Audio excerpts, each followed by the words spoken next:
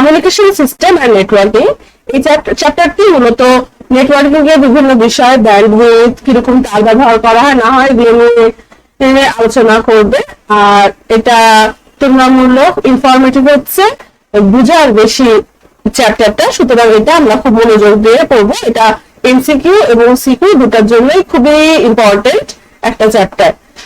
It goes without saying that in the present world we humans are connected with one another almost like family. In the past, the world might have overlooked a crime against humanity and perpetrators মানে হচ্ছে criminals would have get away with it. তার মানে বলছে যে বর্তমান বিশ্বে সবাই পরিবারের মতো, আগে হয়তো বা কোনো অপরাধকে ওভারলুক করা পসিবল ছিল, কিন্তু এখন কোনো ক্রাইম এগেইনস্ট হিউম্যানিটি ওভারলুক হয় না। But this is not possible anymore. War still exists in the world, but we have mitigated মানে হচ্ছে প্রশমিত করা most of it. We have technology to thank for it. No country in the world now can start unnecessary war without answering the concerns of the whole world. Networking has made it possible for the whole world to live like single family. To create this networking, many different technologies work and tandem মানে হচ্ছে একের পর এক। To create this vast family concerns, this chapter will discuss some of the technologies that make this into reality. এরপর after studying the chapter, student will be able to মানে চ্যাপ্টারটা জানার পর স্টুডেন্টরা কি শিখবে সেটা সম্পর্কে কয়েকটা পয়েন্ট করা আছে। Explain the concept of communication system, compare the concept of data communication, etc. এগুলো বলা হয়েছে। এবার 2.1 communication system. 2.1.1 concept of communication system. Communication is very natural process. Humans and even animal birds communicate with each other. বলছি শুধু মানুষই না, অন্যান্য পশু পাখি, ডলফিনস, এনিমাল বার্ড এরা কি করে একে অপরের সাথে কমিউনিকেট করে। Even before human civilization came to begin, human beings used to use different modes of communication among themselves.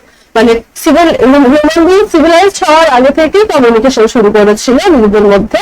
First they use sign language ব্যবহার করতো। দেন দে ইনভেন্টেড ল্যাঙ্গুয়েজেস, মানে ভোকাল ল্যাঙ্গুয়েজেস কথা বলছে, ফর কমিউনিকেশন। এরপরে কি হচ্ছিল, এরপরে বিভিন্ন রকম সাংকেতিক চিহ্নের মাধ্যমে লেখা আবিষ্কার করে।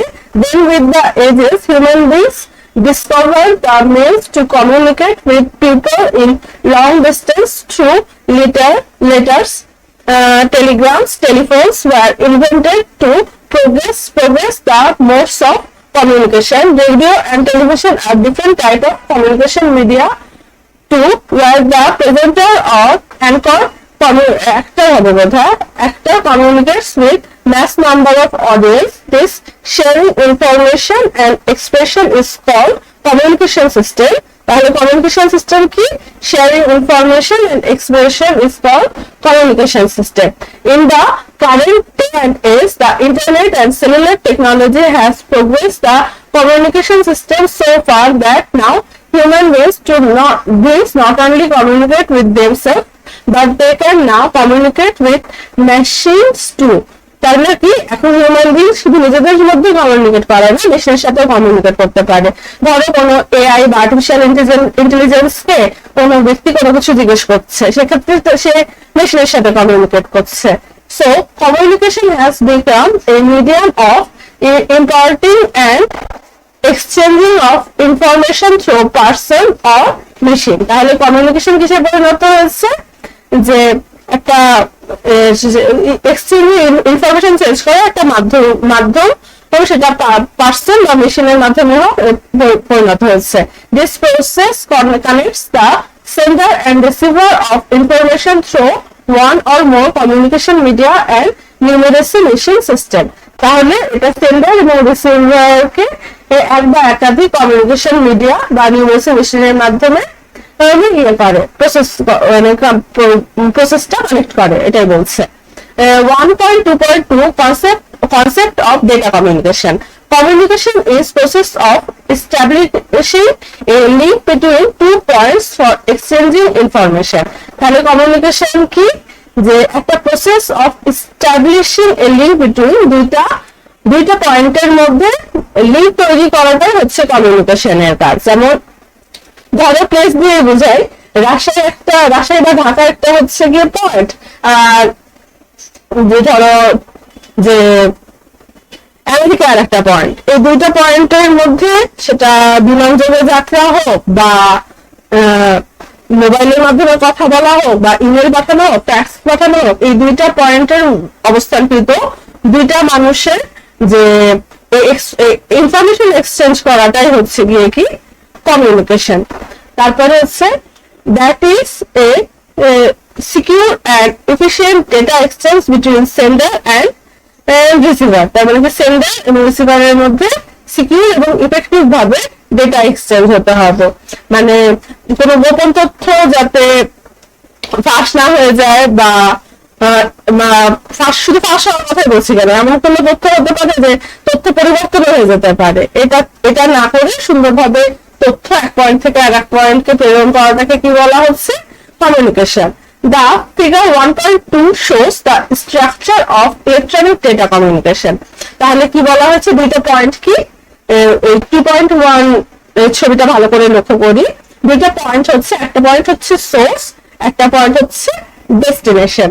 সোর্স বললাম যে সোর্স হচ্ছে কি person A mobile, R destination কি পার্সন বি এর মোবাইল। আর সোর্সের মধ্যে ইনফরমেশন সোর্স, প্রথমে কি হবে যে একটা ইনফরমেশন প্রেরণ করা হবে, সেটা হচ্ছে মোবাইলে স্পিকারে একজন মানে মোবাইলে একজন বললো হ্যালো, এই ইনফরমেশনটা কি হলো ইনপুট ট্রান্সডিউসার কি, ট্রান্সডিউসার হচ্ছে এমন একটা মেশিন যেটা কোনো এনার্জি বা সিগন্যালকে অন্য এনার্জি বা সিগন্যালে পরিণত করে।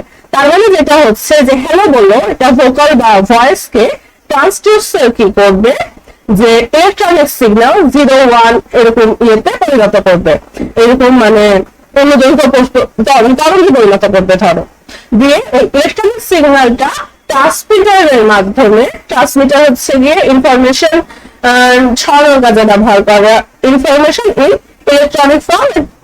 ইলেকট্রনিক ফর্মে মাধ্যমে পৌঁছাবে, মাধ্যম কি করবে ইনফরমেশনটাকে প্রসেস করবে ইলেকট্রনিক সিগন্যালটাকে, দিয়ে রিসিভার কি করবে সেই ইনফরমেশনটাকে গ্রহণ করবে, দিয়ে ইলেকট্রিক্যাল ফর্মে, দিয়ে আবার কি হবে আউটপুট ট্রান্সডিউসারে পৌঁছাবে, তখন আউটপুট ট্রান্সডিউসার কি করবে এই ইলেকট্রনিক ডেটাটাকে আবার ভয়েসে কনভার্ট করবে, দিয়ে হ্যালো ওয়ার্ডটা বের করবে, দিয়ে ইনফরমেশন ডেস্টিনেশন মানে পয়েন্ট বি এর মোবাইলে বি পার্সনের মোবাইলে ধরো যে তখন এই হ্যালো কথাটা শুনতে পারবে। তাহলে কিভাবে একটা তথ্য আর একটা জায়গায় মানে একটা পয়েন্ট থেকে আর একটা পয়েন্টে কিভাবে কমিউনিকেশন হয়, আশা করি আমরা বুঝতে পেরেছি।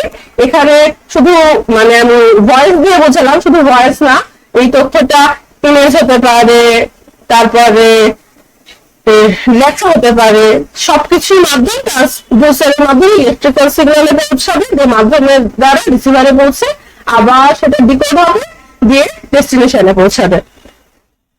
Here it is seen that using different parts of data communication, words, symbols, waves, pictures, it is etc. from source reach the destination as a medium. দেখো কি সুন্দরভাবে এখানে ওরা লিখেছে, এটা পড়ে বুঝতে পারছি যে কি হচ্ছে। Here it is seen that using different parts of data communication, words, symbols, waves, picture, etc. from source reach the destination as a medium. This process requires transmitter and the receiver. Transmitter কি তথ্য ছড়ায় আর receiver কি গ্রহণ করে। Data from the source is converted to electric signals, can also be light signal via an input transducer. এই যে transducer বললাম না, একটা সিগন্যালকে একটা সিগন্যালে পরিণত করে, and send to medium wire বা ওয়্যারলেস মানে তারবিহীন বা তারালা মাধ্যম দ্বারা কি করা হয় ট্রান্সমিটার থেকে রিসিভারে পৌঁছানো হয় থ্রু এ ট্রান্সমিটার, মানে মিডিয়ামে পৌঁছায় ট্রান্সমিটারের দ্বারা। The receiver then converts the electrical signal from the medium through output and transducer to the destination. The data source obtained here is like data. তাহলে যে কথাটা কিছুক্ষণ আগে বুঝালাম সেই কথাটা সংক্ষিপ্তভাবে তবে এখানে লেখা আছে, আমরা আবার পড়লাম। It is noted that noise, intermittent, unexpected electrical signals may be added to the medium during the transmission of data from source to destination. তাহলে ডেটা সোর্স থেকে এবং ডেস্টিনেশন পর্যন্ত পৌঁছানোর সময় কিছু আনওয়ান্টেড ডেটা বা নয়েজ ইনক্লুডেড হয়ে যেতে পারে। মাঝে মাঝে দেখা যায় যে মাইক্রোফোনের আওয়াজের মধ্যে একটা ঝিলমিল করে সাউন্ড হচ্ছে, এটা হচ্ছে আনএক্সপেক্টেড নয়েজ বা ইলেকট্রনিক সিগন্যাল, যেটা হচ্ছে গিয়ে নয়েজ নামে পরিচিত। এটা একটা উদাহরণ। ছবির ক্ষেত্রেও দেখা যায় যে কোনো অংশ ব্লার হয়ে যায়, একটা আলোর ফ্ল্যাশ দেখা যায়, লালচে হয়ে যায়, এগুলো হচ্ছে গিয়ে আনএক্সপেক্টেড ইলেকট্রনিক সিগন্যালস এর জন্য হয়ে থাকে। এবং এই আনএক্সপেক্টেড এবং আনওয়ান্টেড সিগন্যালটাকে বলে নয়েজ। তারপরে destination, it is known as telecommunication noise which has correction mechanism. কিন্তু নয়েজটাকে প্রপার ফিল্টার দ্বারা এক্সক্লুড করা যায়, এটাকে বলা হচ্ছে correction mechanism. Example of component used in communication: source, data source plus input transducer হচ্ছে microphone, camera, keyboard etcetera. Transmitter হচ্ছে রেডিও, টেলিভিশন, মানে যেগুলোর মাধ্যমে ব্রডকাস্ট করা হচ্ছে এরকম মেশিনের কথা বলেছে। Telephone, mobile phone, modem, router etcetera. Medium, টেলিফোনের ফাইবার অপটিক কেবল, মাইক্রোওয়েভ তরঙ্গ এটসেট্রা। তারপরে receiver or customer service, telephone exchange, modem, router etcetera. Destination, output transducer plus data destination, মানে loud speaker, telephone, computer etcetera. তাহলে আশা করি এই জিনিসটা 2.2 এর কনসেপ্ট অফ ডাটা কমিউনিকেশনটা আমরা পড়লাম এবং বুঝলাম। এটা থেকে কোনো সিকিউ বা এমসিকিউ আসলে ইনশাল্লাহ আমরা আমি পারবো ইনশাল্লাহ। এই ছবিটা দেখে বর্ণনা পড়লে আর ট্রান্সডিউসার কি, ট্রান্সমিটার কি, মিডিয়াম কি, রিসিভার কি, এগুলো বুঝলে এই জায়গাটাতে ইনশাল্লাহ কোনো প্রবলেম হবে না।